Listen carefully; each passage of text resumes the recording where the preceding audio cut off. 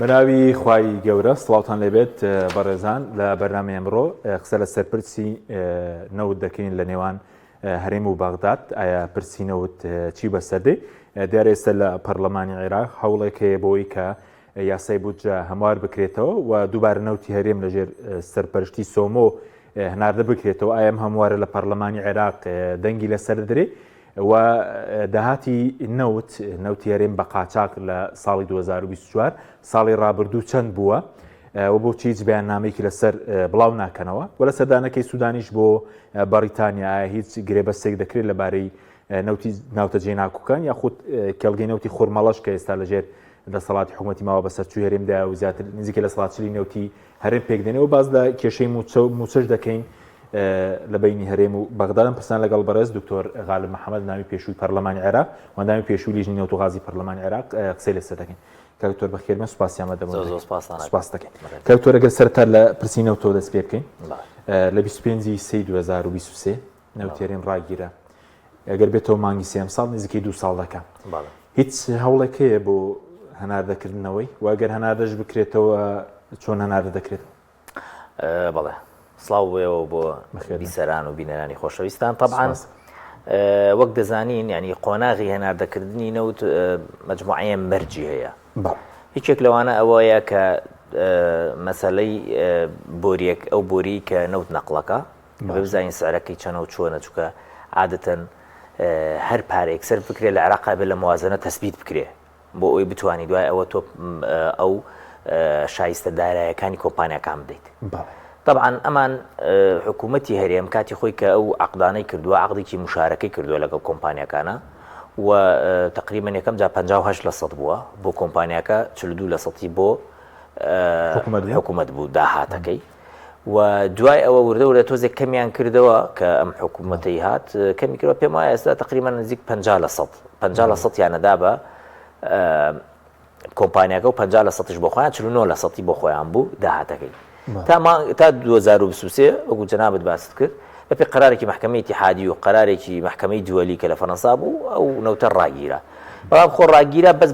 بە بۆری ڕاگیرە ئەگینا ئەمان هەر نەوت دەرهێنن و ئێستش ئەیفرۆشن و ئەمە پێویست بە دلیل ناکە ینی وازەح خەڵک هاوڵاتیانی هەرێمی کوردستان لە هەر جادەیەک لە جادەکانی کوردستانە ڕێ بکەن تەنکەرە بینن. تەنکەریش ینی ئەبێت سێ احتیمالی بۆ دانەی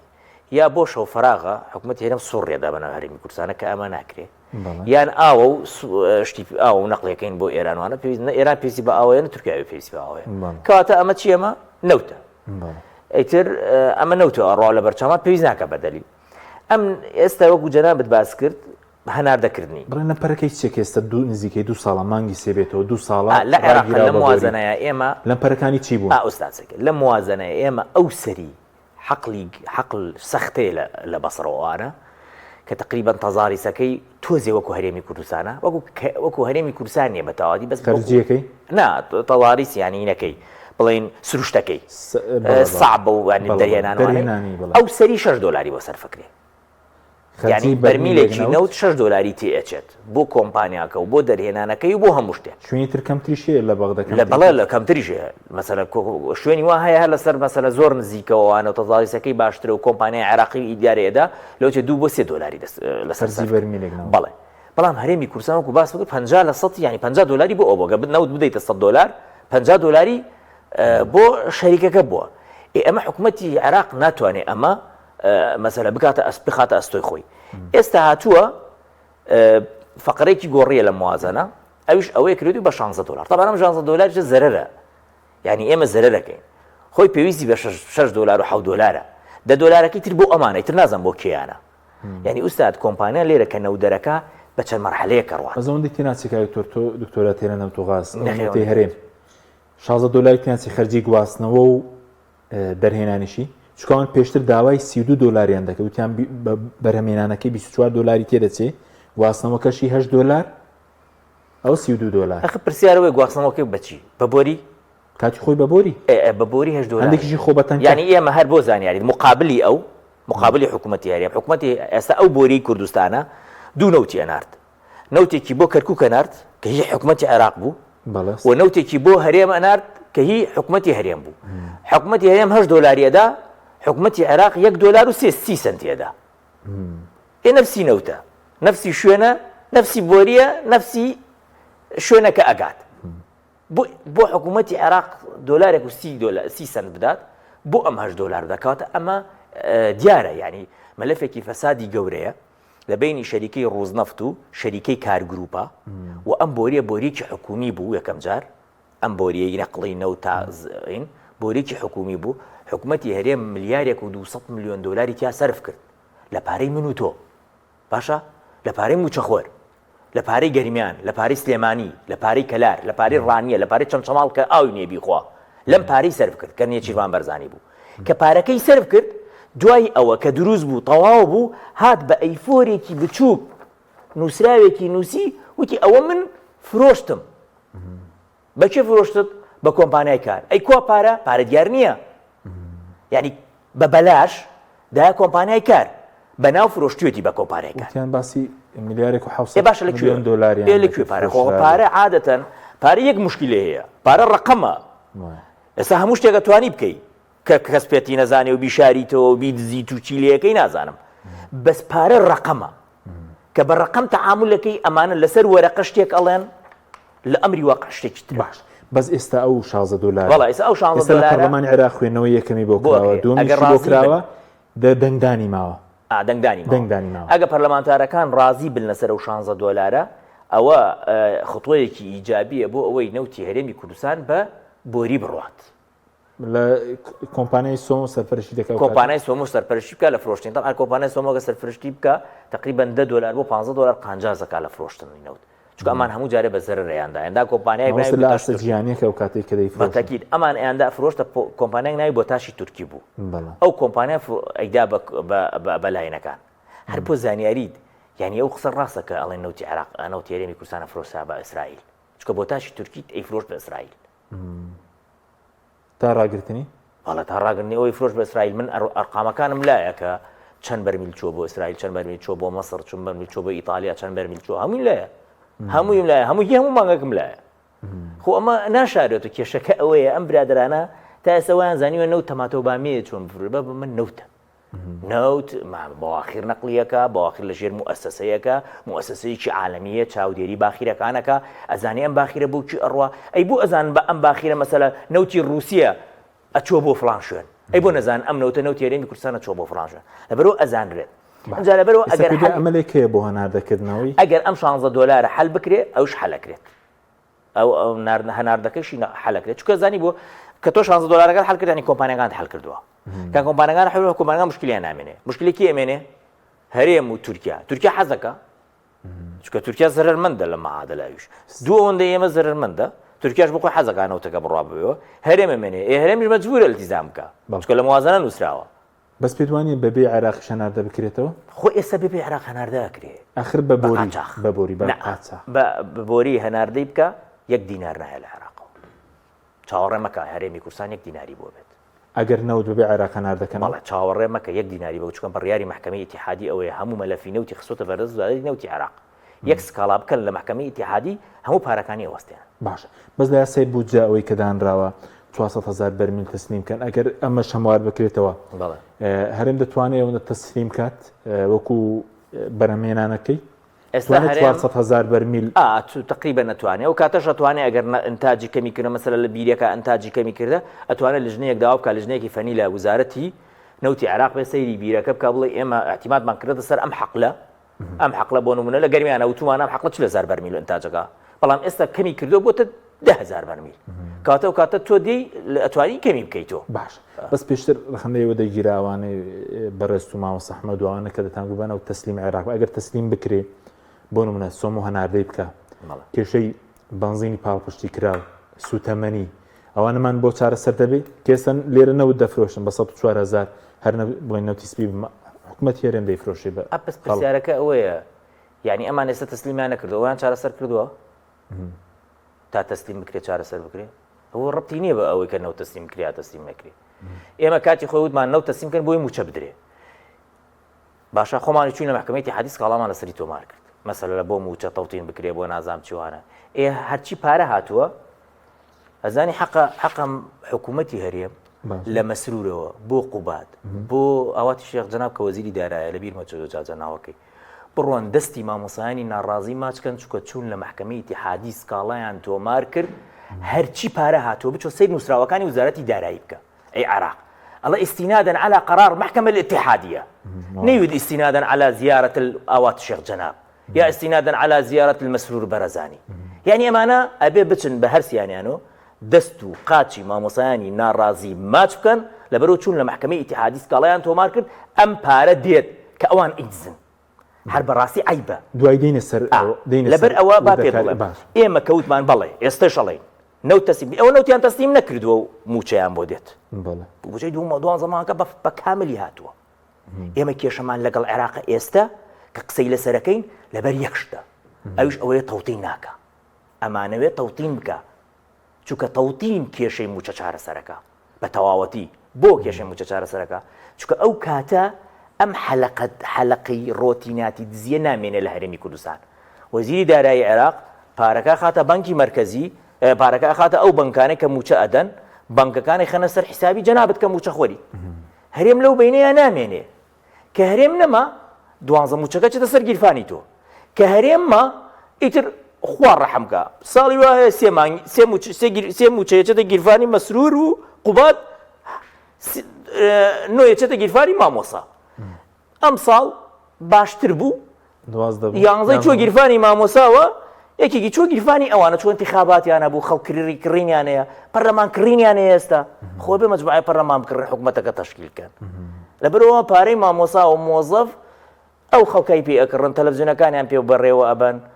ینی تازە ینی سێکە ئامۆزا تەلەڤیزیۆنیەیە کوڕەزا هەیەتی خۆی هەیەتی برازاکەی هەیەتی خوشکەزاکەی هەیەتی کوڕی براکەی هەیەتی نازانم ئێوە کوردایەتیتان بە تەلەڤیزیۆن دروستکردن بۆتان دەرچووە کوردایەتی بەڕاکایان تێگەشتوون بچی تێگەشتوون باش دینە سەرەوە پرسە بە سەبارەت بە داهاتی نەوت باش لە ساڵی ڕابردوو 2024 کە بە قاچاق فرۆشراوە کاکەجا دیارە چەند بووە چەند بەرمیت بووە بە ڕقم بەدا چونکە وتیان لە دوایین کۆبوونەوە کە کۆبوونەوەی ئەنجومەنی وەزیرانی هەرێم لەگەڵ نوێنەرانی پارتیویەکی توتیان 89 ملیۆن بەرمیلمان فرۆشتووە وەزیری سامانە سوژەکان بە وەکالەت دەموسەیە کردووە کاکەجا ڕۆژانە 320,000 بەرمیل بۆ 280,000 بەرمیل نەوتیان فرۆشتووە باش بە قسەی سۆمۆ بە وەزیری نەوتی عراقی وتووە لە کۆبوونەوە وە کە تەنفیزیش ئەبێ لە مەودووە لە موازنەیە 113 ملیۆن بەرمیل لەوتی هەناردە کردو هەرێمی کوردستان دەرهێناوە تۆ لە هەرکوێ سەرفیەکەی بە قاچاقی نێریەی بیتە دەرەوە دەرهێنارەکەش حسابە لەسەرت باش ئۆپکەوت لەسەر حسابەکە 113 ملیۆن بەرمیلەکە باش 113 ملیۆن بەرمیلەکە ئەگەر عێراق لە 63 دۆلار کەمتر نەوتی نەفرۆشتووە ئەم ساڵ بە کاملی بەڵام من ئەڵێم چل قەیناکە با بە 35 ئەم فرۆشت ئەگەر بە قاچاق فرۆشتی بێتی هەر چۆنە فرۆشتی بێتی بە 35 فرۆشتی بیت داهاتەکەی تقریبا نزیک لە 3 ملیار و 900 ملیۆن دۆلارە باش ئەگەر 45 لە سەتیشی ئەو پارە ئەگەر 45 لە سەتی بۆ کۆمپانیەکان بۆ 45 لە سەتی بۆ ئەمان بووە لەو 45 لە سەتەکە ئەکاتە 2 تریلیۆن و 780 ملیۆن 780 ملیار دینار یعنی کە بۆ حکومەت ماوەتەوە ئەوە بۆ حکومەت ماوەتەوە 2 تریلیۆن و 780 ملیار دینار ماوەتەوە با بڵێن 2 تریلیۆن با بڵێن 2 تریلیۆن ئەمە 2 تریلیۆن لێرە باشە با حسابی داهاتی عامی هەرێمی کوردستان بکەین ئەمە 2 تریلیۆن لێرە باشە خۆشی داهاتی ناوخۆ هەیە کاکە داهاتی ناوخۆ من هیچ ناڵێم ئەمە نووسراوی خۆیانە باشە نووسراوی خۆیان ئەڵێن داهاتی تا مانگی 11 4 تریلیۆن و 347 ملیار دینارە 4 تریلیۆن و ئەنی لە 11 مانگ 4 تریلیۆن و 347 ملیار دینار باش مانگانە ئەکاتە 392 ملیار دینار باشە مانگی 12 خەسەری ئەکاتە 439 ملیار دینار ئێستا داهاتی ناوخۆی هەرێم ئەمە داهاتی ناوخۆی هەرێم لە 2024 4 تریلیۆن و 739 ملیار دینارە باش ئەو پارەی لە عێراقەوە هاتە 11 تریلیۆن بەقسەی خۆیان 10 تریلیۆن و 752 ملیار هاتووە با بە قسەی خۆشیان بابێت بەس خۆی 11 تریلیۆن و 551 ملیار دینارە باشە ئەکە نزیک ئەبێتەوە لە 17 تریلیۆن ینی داهاتی هەرێم ینی بەوەی کە لە بەغداوە هاتووە بە نەوت و باشە بە داهاتی ناوخۆ ئەکاتە 17 تریلیۆن زیاتر لە 17 باشە زیاتر بەس تۆ بڵێ 17 تریلیۆن باش باشە تۆ بە 17 تریلیۆن نەتوانی موچەی 12 مانگ بدەیت چیت پێ ئەکرێت چیمان بینی لەم 17 تریلیۆنە 17 تریلیۆن زۆر ئۆستاز بەڵێ ئوردون موازنەگی ناگاتەوە 17 تریلیۆن زۆرە سیکە بەم 17 تریلیۆنە نەیانتوانیە موچەی فەرمانبەرانی هەرێم دابینکەن بە تەواوەتی خۆیان ئەڵەن 10 تریلیۆن و 752 ملیارمان داوەتە موچە یعنی تقریبا 7 تریلیۆنی دیار نییە با بڵێن 2 تریلیۆنیش بۆ خەرجی ڕۆشتووە کورە با 3 تریلیۆنش بۆ خەرجی خۆ 3 تریلیۆن ماوەتەوە کلێ شوێیە بەڵێ لەبەرەوە موازنە نییە هیچ نییە هەموو جای بە نووسرا و سەرفکراوە کەس نازانێت پارانە لەکوێیە بەڵێ یعنی بەڕاستی بەڕەڵاترین حکومداری لە هەموو عالەمە هەرێمی کوردستانە نەموازنە هەیە نەئەزانی پارەی چەنە نەئەزانی چی بەچی کردووە هەر ئەڵێ نییە یعنی چی بۆ ئەنێری هەردوایەوە نییە و نیەکەش تەسیر لە خۆی ناکە نیەکە تەسیر لە مۆزەفەکە باشە بەس ئەوەی بەپێی ئەوەی خۆیان بڵیان کردوەوە پێشتر دەیانگو داهاتی ناوخۆی هەرێم 320 ملیار بۆ 350 ملیارە بەس بە پێی ڕاگەنراوی خۆیان بێگەر تەقسیمی کەی دوان زەمانکردی 392 ملیار داهاتی 392 ملیار دینار بوو ئەوە دوای ئەوەی کە گەندەڵیش کراوە بەڵێ طبعا هەر بۆ زانیاریت ئەو ڕقەمەی کە ئەڵێن ئێمە داومانەتە بە حکوومەتی عێراقی ئەزانی پارەی چییە ئەوە پیچ پەیوەندیەکی بە داهاتی ناوخۆ نییە ئەو 399 ملیارەکە کە بەم شێوە داویانە ئەمە تەلامانە بابەتی بخێنمەوە مانگی 2 شوباط 85 ملیاریان داوە ئادار 70 ملیاریان داوە نیسان 74 ملیاریان داوە ئایار 91 ملیاریان داوە حوزەیران 6 لە مانگ دەداویانە باشە 77 ملیاریان داوە هی 5 مانگیان داوە هی 5 مانگیان داوە 399 ملیارەکە ئەمە داهاتی ێزانی چییە؟ بۆی هاوڵاتیانی هەرێمی کوردستان بزانن ئەمە داهاتی نانەوتی نییە داهاتی ناوخۆ نییە ئەمە داهاتی 5 بەڕێوبەرایەتی ئەتیحادیەکەیە بەڵێ کە موچەکەیان هیچ پەیوەندی نییە بێرەوە موچەکەیان لەسەر عێراقە جەوازاتە جنسیەیە نازانم چییە ئەمانەیە ئەوە پارەی ئیقامەیە هیچ پەیوەندی بە داهاتی ناوخۆ نییە ئەمە پەیوەندی بەداهات ئەم داهاتە پەیوەندی شەبێ پارەی مانگێکەوە پارەی مانگێکە گەر پەیوەندی شەبێ باش بەس ئەگەر ئەوەی کە بەڕێز باس ئێستا بۆ مانگی 2 85 ملیاریان داوە لە مانگی 5 تەسلیمیان کرد لە مانگی 5 ئەی مانگی 3 لە مانگی 6 تەسلیمیان مانگی 4 74 ملیارە تەسلیمیان کردە 74 مانگی 5 لە 8 تەسلیمیان کردووە لە 9 تەسلیمیان کردووە لە مانگی حوزەیرانیش لە 10 تەسلیمیان کردووە ئێستا 1 2 3 4 5 مانگیان تەسلیم کردووە کەواتە 7 مانگ تەسلیم نەکراوە ئەگەر بە قەرز لەسەرمان حسابەوە مشکلەیە چکە هەمە ئیبڕن لێمان چکە ئەم پارانە ئەم دوایی لێمانی ئەبڕنەوە ئەجا هەر بۆ زانیاریت باشە وەکو ئەوە لە کاتی خۆیدا کەمان تەسلیم نەکردووە ئەی ڕۆژمێری موچەکە گەر بڵاویان کردبووە خەتای کێکە ئاخر بینیوتە سیکە مانگی 2 مانگی 4 دراوە مانگی 1 بە لە مانگیەکەوە مانگی 1 مانگی 2 دراوە باشە مانگی شوبات مانگی 2 34 دراوە سی ینی چۆتە 4 باشە مانگی 3 لە 6 لە مانگی لە 6 4 دراوە باشە مانگی 4 لە مانگی 5 دراوە مانگی 5 لە مانگی 6 دراوە مانگی 6 لە مانگی 7 دراوە یعنی مانگێک نییە لە مانگ بچێ حوزێران لە 7 دراوە تەموز لە 3 دراوە مانگی 11 لە 12 دراوە باڵا ینی هیچ موچێ ئەوە ئەمڕۆ 5 ئەوە خۆی وەک باسێکەمە 5 یەکیشە لای ئەمان 5 یەک بووە ئەو کاتە تا ئەو کاتە ئینەکەی کردووە هەر موچە نەدراوە ئێمە چوینە ڕۆ 4 یەکە موچەی مانگی 12 مان وەرنەگرتووە باشە ئەی ئێستا ئەو موچەی مانگی 12 ئێستا چی لێ دێ مادام ئێستا بەغداد دەڵێ ناردوومە ئەوان دەڵێ کاکە نەت ناردووە چی لێ دێستە موچەی مانگی 12 ئایا مەلەفەکە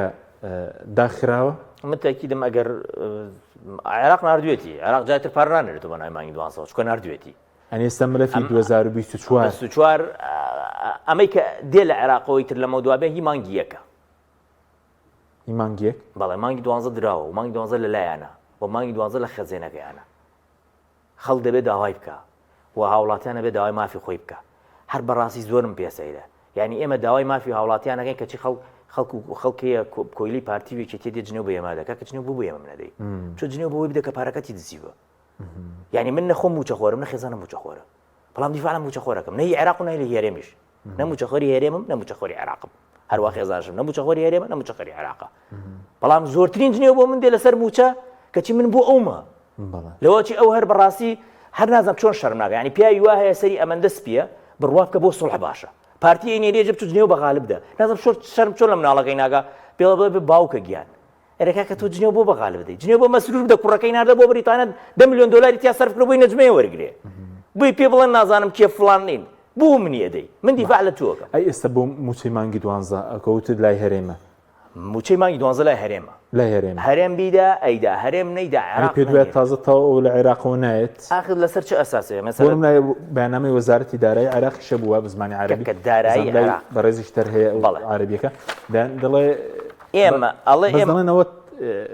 هەرێم دەڵێ 10 تریلیۆنی بۆ 10 تریلیۆن 752 میلیاریان نردووە بەس پێ ئەو بەیاننامە بێت دەڵێ 11 تریلیۆن و 561 میلیارد هەر بۆ زانیاریت جەدوەلی موازنە لە جەدوەلی موازنەیە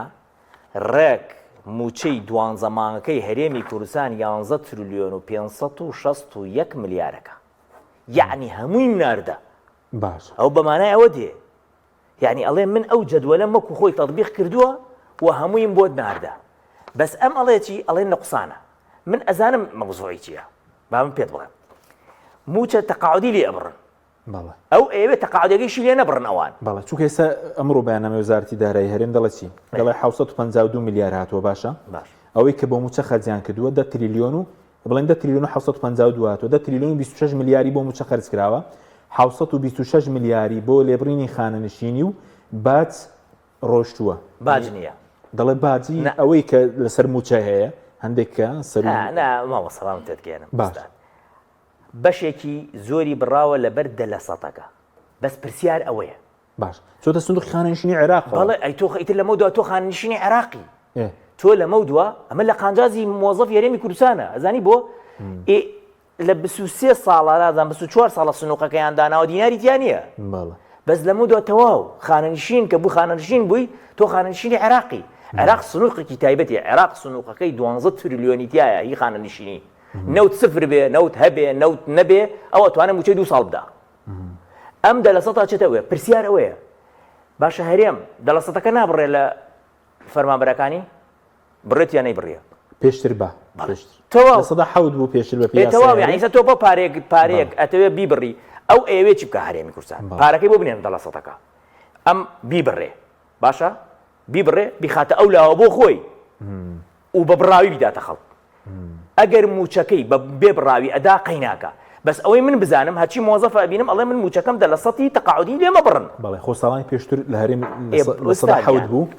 بە پێ یاسا بەس کە یاسای خانەنشینی یەکگرتووی عێراق لە سەدا دەیە ینی پێشتر بڕیوانە بەس سندوقی خانەنشین دروست نەکراوە بەڵێ بڕیوانە خسویانەتە گیرفانیان و سندوقەکە دیار نییە پارەکە جیانێ ئەم خۆی ئەی بڕێ لەوێ لە بەرونای داتە دەستۆ بیبڕی دوای بینێری تۆ خۆی ئەی بڕێ ئەی خاتە سنووقەکە کە تۆ خانەنشین بووی تەواو تر پارە داوە لە سنووقین اینجا پرسیارەوەیە مەجموعەیەم ناپەرلەمان کاکە من ئەمە ینی ئەوەندە نەخوێنەوارە نازان خۆ پارە لەسەر وەرەقە نووسراوە ئیسا نووسراوە موچەی هەرێمی کوردستان بۆ نووسراوە 961 میلیار باش بێبڕی 961 میلیارە بێبڕینی تەقاعود کە تۆ تەقاعودەکەی لێبڕینی کەمەکە خۆ تێگەی چی ئەڵێم کەچی لە لیژنەی مالی ئەڵێ وەڵا ئەوە خۆ بە خۆی ناتوە یعنی ئێستا کەوان بڵێن بۆ مانگی دا وەزارەتی دارایی دەڵێن داوای 999 میلیارمان کردووە یعنی ئەو بە لێبڕینی خانەنشینیەوە 999 میلیارە یان بەچە عەقڵ بەس پێم بڵێ چۆن گەیەن 999 میلیار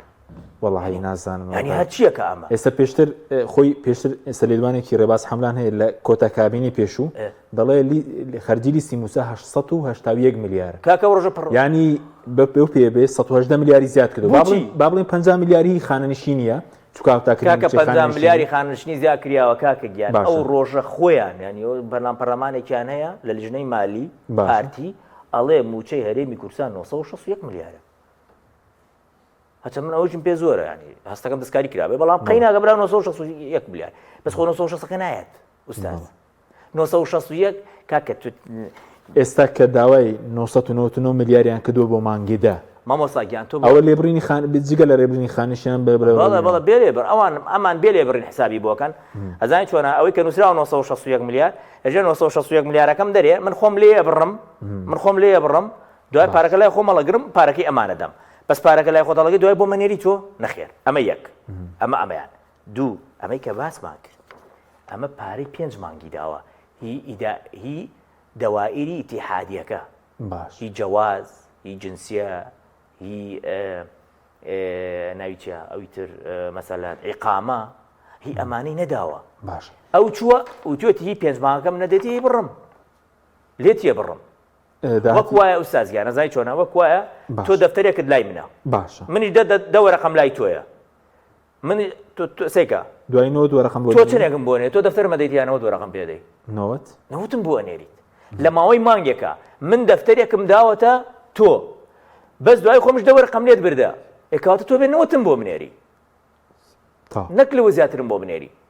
یعنی بەپێی ئەوەش بێ کە بەڕێز وت داهاتی ناوخۆ 4 تریلیۆن و 739 میلیارد بووە ئەنی ئەگەر ئەوەشی لێ دەرکەین ئەو 399 دەکات 4 تریلیۆن و 340 میلیارد دەمێنێتەوە بەس داهاتی ناو 2 تریلیۆنەکەی نەوتیش هاوکاری و پەیمانانی شەبوو بە زەوی ساوکو بەخشە یعنی ئێستا ئەگەر بیانەوێ پارەی موچە هەیە ئەگەر بیانەوێ بەخوای عەزیم ئوستاز بەمە پارە نەدەن هەموو عالم پارەیان بۆ بنێرێ هەموو عالم بانکی فیدراڵی ئەمریکاش پارەیان بۆ بنێرە نایدەیدەن پرسیار ئەوەیە ئەبێ میلەت ئەمە بزانێ ئەوان ئەیانوێ موچەکانتان نەدەن بۆی پێتان بڵێن ئێوە داواتان کرد موچەکەتان بچێتە سەر عێراق ئەوە عێراق نایدەن ئەگینامە پرسیارێکت لێکم باش قاڵەقاڵیانە ئەڵێن ئێمە ئەو پارە بەشمان ناکەوانە خۆیان نەوتیانە فرۆش لە 21 نەوتیان فرۆ چنێکیان دەستکەوت لە 21 ئەزای چنێکی دەستکەوت 5 تریلیۆنیش نەبوو دەستکەوتەکە ئەوەی کە بۆ حکومەت گەڕابەوە بەڵێ 5 تریلیۆن بۆ حکومەت نەگەڕاوەتەوە باشە لە باشین حاڵەتە لە 2022 بوو کە 5 میلیاریان بۆ تقریبا 7 تریلیۆنێکیان بۆ هاتووە کاتە کە نرخی دۆلار ئەوەندە بەرز نەبوو ینی لە باشین حاڵەت لە 2022 کە نەوت سەروی بڵین 13 میلیاری کرد لە 13 میلیارەکە 5 میلیاریان بۆ هاتووە 5 میلیارد دۆلاریان بۆ هاتووە کە کاتە 7 تریلیۆن باشترین باو کاتە باشترین کات بوو باشی 7 تریلیۆن ئێستا تۆ 11 تریلیۆن بۆ هاتە با بە 200ەکەیە بەبێ نەوت بەبێ داهاتی ناوخۆ بەبێ هیچ بۆ سوپاسی خوا ناگەن ینی هەر بەڕاستی بۆ نایەن سوپاسی مامۆسایان ناڕازی مەکرد ئەوە بڕیاری محکەمەی اتحادیە سەمە خەڵکی زۆرم بینێ پێم ئەڵێ محکەمەی اتحادی چی کردووە گەورەترینیش کردووە ئەگەر محکەمەی اتحادی نەبووە تەسەوور بکە ئێستا ڕوبع موچە بوو 5 موچەزانیش بوو 5 موچەیان وەرنەگرت بوو قسەتش بکردە ئەویت کاکە نەوت هەر ئەوە نەئەکا هەر ئەوە نەئەکا 13 میلیاری کرد 13 میلیارد دۆلاری کرد بەڵێ دوای بڕێ وەسڵت بۆ ئەێنێ وەرەقەت بۆ ئێنێ ئەوە لەگەدایەنا لەوێ و ئەڵێ وەڵاو نوۆی ڕۆی بەس لە عێراقی ژەوان کەمتر خەمنین ئێستا بۆ نمونە ئەوە دوایین بڵێن یەکەم جارەکە لە بەیاننامەی وەزارەتی دارایی عێراق دەڵێ موچە بۆیە دواکەوتە لەبەرەوەی تەڵتین نەکراوە هەر لە دێری کۆتایی وادەڵێ بۆ پێشتر باسییان نەکردووە یاخود سوودانی چاوپۆشی کردووە لە بینی هەژماری سوودانی چاوپۆشیەکە و ئێمە هەموو لایەنە عێراقیەکانمان لێ تێگەیاندووە و خۆشی هات بۆ لامە بەوازق پێماوت وتمان تۆ چاوپۆشیەکەی تۆ ناتوێت تەڵتین بکەیت و ئێمە قبولیش ناکەین ینی هەر بەڕاستیمە هەموو ڕێگەیەکەکرینە بەر و هەموو ڕێگەکمان کردوتە بەر و ئەبێ تەڵتین بکرێت چونکە ئێمە ئەزانی حەل تەڵتینە ئەمان نایانەوێ موچەویستی بە نێوەندگیر نییە نێوەندگیرم ناوێ من بۆ چیمە ئەواتە شێخ جەناب موچەکە بدایانەیدا هیچ گرنگ نییە ئەواتی شێخ جەناب ژۆکو من ئاگادارە و نازانێت کەی دێت و کەی ئەڕوا لەبەرەوە یەک جار بێت لە وزارەتی دارایی ئەو کاتە وزارەتی دارایی عێراق نەیدا ئەو کاتە هەمومانە چنێکیان وزارەتی دارایی عێراق باش بەس گلەیشێ لە عێراق بۆچی هاوتای خانەنشینی تاکو ئێستا نەیکردووە خۆ بە پێی بڕیارەکەی دادگای فیدراڵی دەی موچەکە هاوتا بکرد لەکوێیە هاوتای خانەنشینی مەدەنی عسکەری کێشەی تێ بێگومان پلە بەرزکردنەوە خۆ خەڵک چاوەڕێەوە بوو کە موچەش هاوتا بکریانی جگە لە هاوتاکردنی خانەنشینی مامۆسا لە بەرزکردنەوە بەچی بکرێ ئەمان سیکە عێراق هەر دەمی کردەوەتی با موچەتان بدەمێ یەکسەر لە 889 میلیارد دینارۆ کردیانە تریلیۆن میلیارد دینار کردیانە تریلیۆنێک یعنی جاتن چیان کرد مەجموعەیە هێزیان دروست کرد بە کڵاوات و دوایەوە پارەکەی کەس نازانێت 120 میلیارد دینار لە موچە زیاد بکات زۆر زۆرە لەسەر چی ئەساسە زیادی کرێت کێ تەعین کراوە کێ تەعین نەکراوە چییە مەوزوع ئەم تەعیناتە کێ کردوێتی چۆن کراوە کاکە تا ئێستا تەعینات تازە ئەکرێت لە ئاسایشە لە ئاسایشە لە هێز ئەمنیەکانە هێز دروستەکەن هێزی ڕۆژ دروستەکەن هێزی نازام چی دروستەکەن وەشکاڵ هێزیان دروستکردون هەر کەسێک تۆزی عاجز دەبێ پارتی بانگێکە و هێزێکی بۆ دروستەکە و 100 کەسە خاتە بەرزی و 1000 کەسە داپی یعنی ئیزەوای لە هاتووە خەڵک خۆ عاجز دەبێ بۆ هێزی بۆ دروست باشە بەس ئێستا دەبێت چی بکرێ ئەو موچەی مانگی 12 وتت لای هەرێمە بەڕێزت ئێستا بۆ موچەی مانگی یەک بێ ئەم ساڵ بێ ینی دەبێت چی بکرێ برارەکەی دادگای فدرالی جێبەجێ بکرێ یاسای بودجە جێبەجێ بکرێ ئەگەر عێراق بێوێ حەلی بکە ئەبێ هەوڵ بدا تەوتین بکە ئەبێ تەوتین بکە ئەو ئەبێ لە پارتیش نەترسێ هەر بەڕاستیمە پارتی زوخوتاتی ینی مەسەلا من ئاگدارم ینی هەموو لایەنەکە هەموو لە دەوڵەتەکانی شاوردبووە سەرخەت بووی بۆ عێراق هەموو دەوڵەتەکانی هاوردبووە سەر حتا بۆ محکەمەی اتحادیە هەموو دەوڵەتەکانی هێنا بۆ سەرخەت پارتی هەموو ڕێگەیەگرێتە بەر بۆی تەوتین نەکرێت چونکە ئەزانێت تەوتین دزیکردنیتیان نییە ناتوانێت پارەی خەڵک بووە چی لێک ئەمە بچێ ڕێگری بکە لە بەنکە چۆن ڕێگری بەس عێراق بۆ ڕاستەوخۆ خۆ نایکات خۆی نایکە عێراق دوو بەشە بەشێکی لەگەڵ ئەوەن ڕاستەوخۆ بدرێت بەشێکی لە حکوومەت وانە یانەوێ موسایەسە بکەن لەگەڵ پارتیان نایانەوێ بکەونە شەڕی گەورە لەگەڵ پارتیە و ئەمە بەشێکیشی بۆ وەگەڕێتەوە خەڵکیش بێدەنگە ینی خەڵکیش بێدەنگە لەسەر تەوتین داوای حەقی خۆی ناکە دیفاع لە مافی خۆی ناکە دیفاع لە نقوت و مناڵەکانی ناکە کاکە خەڵکیە تا ئێستا ئەڵێ با تەوتین نەکرێ با تەوتین نەکرێ و موچەکەم وا بێت و تەواو ینی ئەمە ڕازیە بەو کەمەی کە موچەیان پێدەن لەبەرەوە ئەبێ ئاوا ئەمجا بۆ مەسەلەی موچە دەبێت چی بکرێت لەم ساڵدا 2020 لەم ساڵدا یەکەمە بۆی کە موچە نەخورێ ئەو باسی تەوتینت کرد باش ئەگەر لیستی قایمە چاک نەکرێ و هەروە بێ ئەوە هەروە دووبارە بێت ئەمە یەک ئەگەر داهاتی ناوخۆ تەستیم نەکرێ هەروە ئابێ و دووبارە بێت بۆ وازە بێت ئەگەر تەوتین نەکرێ ینی ئەگەر تەوتین نەکرێ شت بەدەست ئەمانەوە بێ اینجا مەسەلەی نەوت چێکە چارەسەر بکرێت کێشێکی زۆر باش چارەسەرکرێ ئەو کاتە مەسەلەن ناردنوانەی بکرێتە سەرینوانە لە کۆی مەوزوعەکەیش ئەبێ مەسەلە پارتیش تەسعید دەکا یان ئێستا قسە ئەکەوانە جیاوازە لە بەرەو تورکیا هانی داوە بەڵێ باسی کشانەوەش دەکەن ئێستان مەسەلە باش کسانەوە خۆی کشانەوە نییە تەعاان بۆ زانیاریت ئێمە سێ وەزیرمانەیە کورد نابسێ چوار وەزیر وابزانام لە دوو پارتی دویەکیتی هیچ نیسابش ناشێنن یعنی هیچ تەسیر ناگەن لە حکومەت بکشن هیچ سادێکی هیچ تەسیرێکیانە هەچە ناکشێنەوە 22 وەزیرە بزانم کوروا بە هەموو عەربگیری کردو بەدەست ئەوینەوە وەزیری عینەکەەوە ئاوەدانکردنەوەکە ئەوەندە دزە چۆن وازێنێ لە بەرخاتر تۆ موچە وەرگری هەموو چۆن ئەو پارتی نردێتی پارەی بۆ پیاکە خۆی ئەوە خەڵک